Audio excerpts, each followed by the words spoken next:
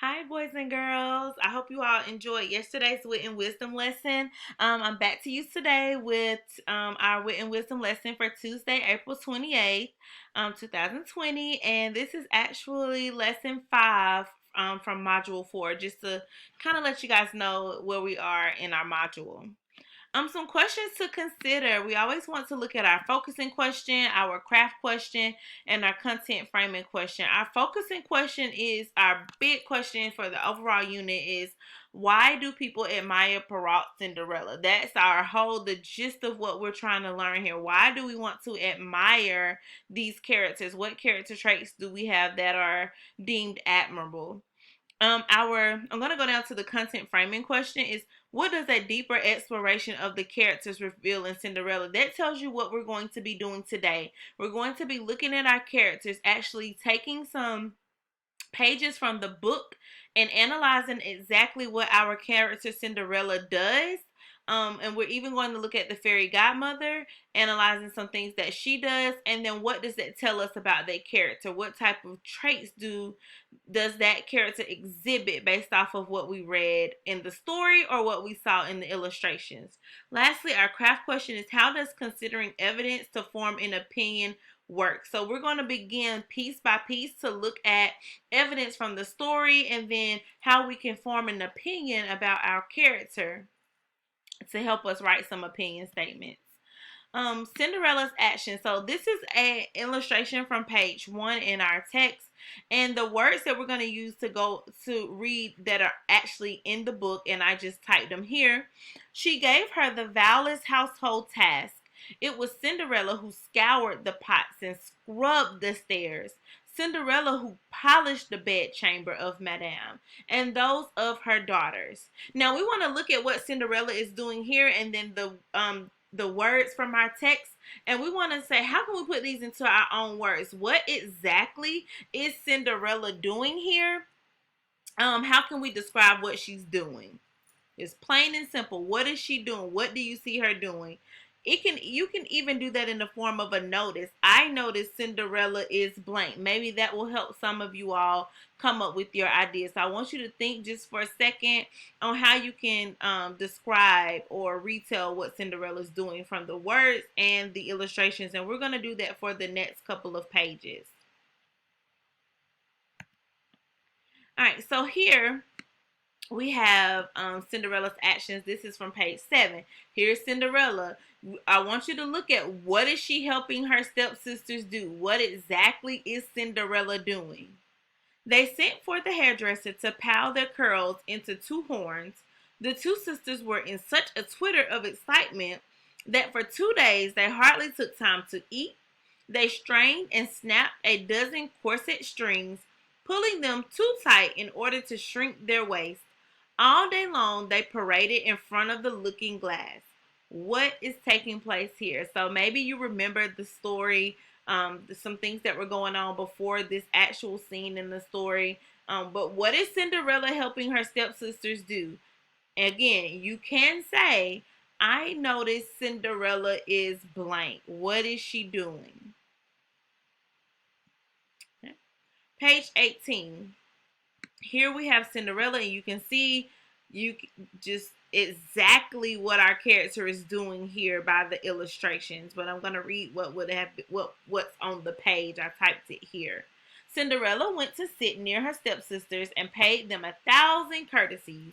She shared with them some oranges. That sentence there is a big clue onto what Cinderella is doing or what you can say she's doing. And lemons, which the young prince had given her. The sisters were completely astonished. They did not recognize her at all. So again, what is Cinderella doing here? Describe her action. Cinderella is sharing what? Very good. Lastly, I want to look at this page. Here's Cinderella's stepsisters, Cinderella and the fairy. Now her stepsisters recognized her. They threw themselves at her feet and begged forgiveness for all their bad treatment of her. Cinderella asked them to rise, embraced them. That means she gave them a hug and told them she forgave them with all her heart. She begged them to love her always. So what is Cinderella doing here? What does Cinderella do? Think about it, boys and girls, not what the stepsisters do, but we're looking at our main character, Cinderella, and what she does. So we're going to take all of that information. I would listen closely to what you all were saying. On page 1, Cinderella cleans the house. That's what she's doing. She's scrubbing the stairs. She's cleaning the house. And because Cinderella does that, how could we describe her as a character? Someone who cleans all day. She's not complaining. Take a moment to think about how you would describe that character.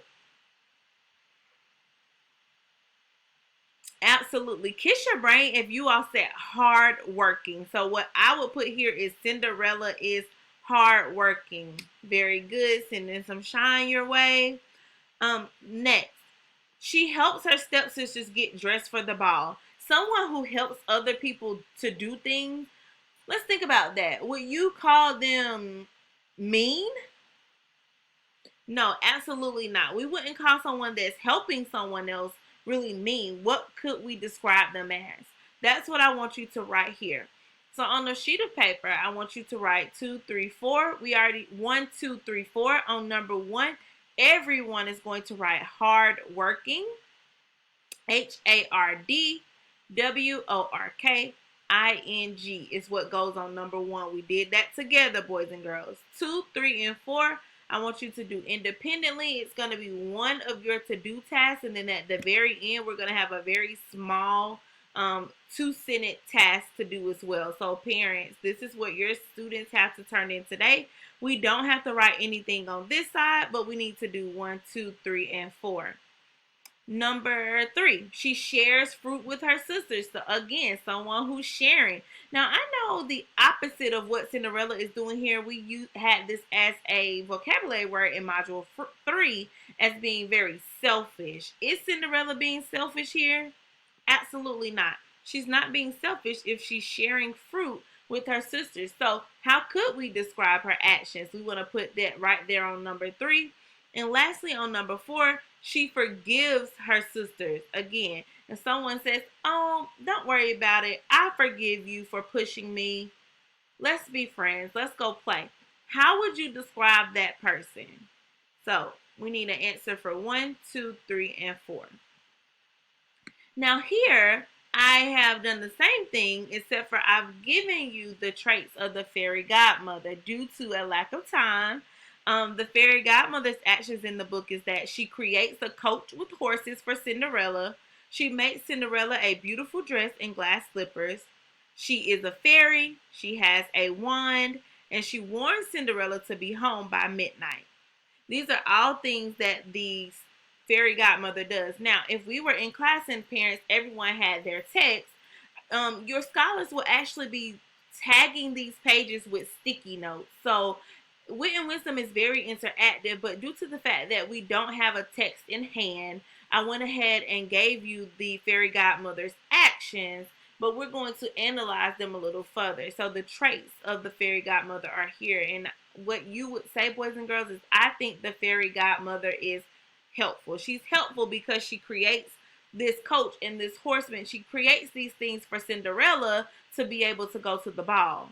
She makes Cinderella a beautiful dress. Again, she's helpful. You may know some other strong vocabulary words to put there instead of helpful. Some things that mean the same or similar as helpful would also be fine for you to say.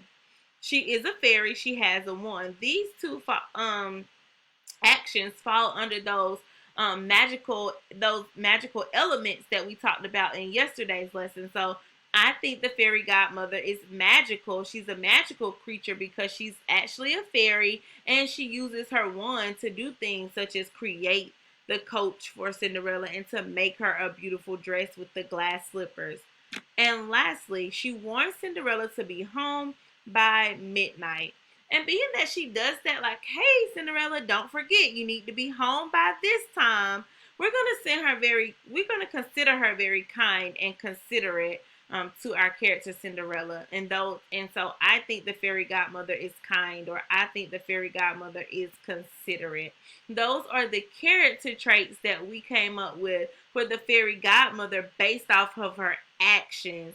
So these would be the character traits that you came up with Cinderella based off of her actions. That's our evidence. The evidence in the text tells us that she's hardworking because she works to clean the house. The evidence in the text tells us that she is helpful. The fairy godmother is helpful because she creates a coat. She makes Cinderella a beautiful dress. Your last to do for today is to write an opinion statement. So I think Cinderella is blank. Boys and girls, use the things that you wrote here. You don't have to go out and think of something different. This is a very simple task. Use your character traits that you have here. I think the fairy godmother is blank. Again, use the words that are in the chart. I'm not looking for something new. However, what I am looking for is that you have these sentences written correctly, capital letters at the beginning, a correct character trait here, and then periods at the end. Anything on this screen that you are writing, it needs to be spelled correctly and written correctly. Parents, please help us make sure that these things are written correctly as your child is turning those things in. Take a picture, send it to your child's teacher, the same as we've been doing everything else. So really quickly, I'm going to go back to your to-do. Today, you need to write 1, 2, 3, 4, and you need to put your character traits here. Do the best you can. Use your background knowledge here. And then lastly, you need to write your 2 opinion statements for Cinderella and Fairy Godmother. And those, whatever you write in your blank is going to be based off of the evidence that we've come up with in our chart. So you can rewind back in the video and pause it on those charts to look at those things once you have your sentence frames written down. All right, boys and girls, we're going to be talking about more about our Cinderella stories on tomorrow. I look forward to learning with you all again. I love you. I miss you. Stay safe. Do the very best that you can. Don't give your parents a hard time with their writing because you can do it. We're scholars and we are going to use our grit throughout Wit and Wisdom and throughout our e-learning to get everything done. Love you all. See you tomorrow.